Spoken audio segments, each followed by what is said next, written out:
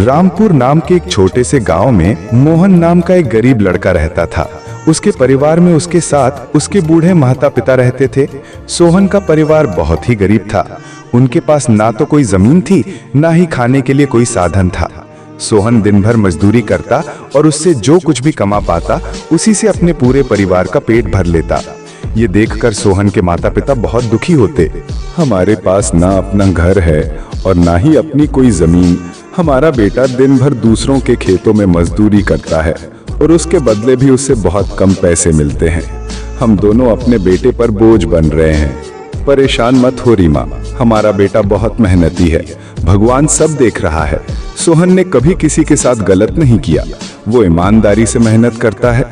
उसने बचपन से बहुत परेशानियां देखी हैं, पर उसने कभी हार नहीं मानी। एक दिन हमारा बेटा भी बहुत धन कमाएगा और उसकी सारी परेशानियां दूर हो जाएंगी। सोहन हमेशा सोचता था कि आज भले ही उसकी किस्मत उसका साथ ना दे रही हो, पर उसे यकीन था कि अगर वो मेहनत करता रहेगा तो एक दिन उसका भाग्य भी बदलेगा और उसकी सारी परेशानियां खत्म हो जाएंगी। एक दिन सोहन लालाराम जमींदार के खेत पर काम कर रहा था। लालाराम पास के एक पेड़ के नीचे बैठा था। सोहन अपने काम में लगा हुआ था। तभी उसने देखा कि लालाराम बहुत ही उदास है और गहरी चिंता में डूबा हुआ है।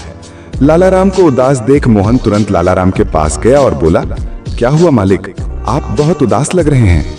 मुझे ऐसा लग रहा है जैसे आप किसी गहरी चिंता में हैं।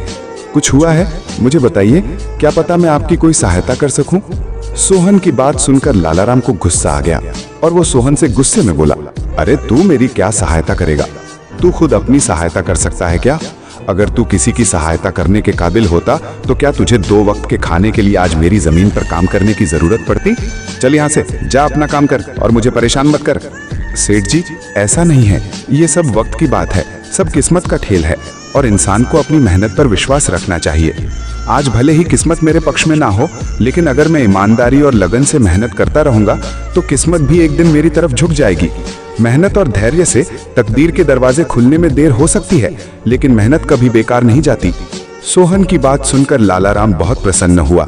अरे वाह सोहन, तेरे विकार तो बहुत अच्छे हैं। तेरी बातें सुनकर मन को एक सुकून सा मिला है। इतनी परेशानियों में भी तू अपनी जिंदगी खुश होकर काट रहा है।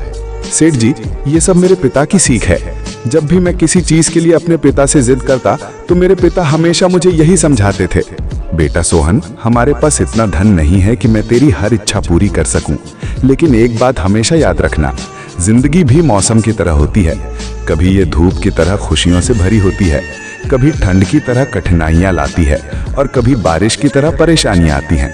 लेकिन जैसे हर मौसम बीत जाता है, वैसे ही जिंदगी के मुश्किल हालात भी गुजर जाते हैं। बस धैर्य और हिम्मत बनाए रखना जरूरी है, क्योंकि एक दिन सब कुछ ठीक हो ही जाता है। अरे वाह, लगता है तेरे पिता बहुत ही नेक इंसान हैं। किसी दिन मैं भी उनसे जरूर मिलूंगा। मालिक, क्या हुआ है? आप एक बार मुझे साफ साफ बताइए, क्या पता आपकी परेशानी का कोई हल मिल ही जाए। अरे सोहन, मैं एक बहुत बड़ी परेशानी में फंस गया हूँ। मुझे अपनी परेशानी का कोई भी हल नजर नहीं आ रहा है।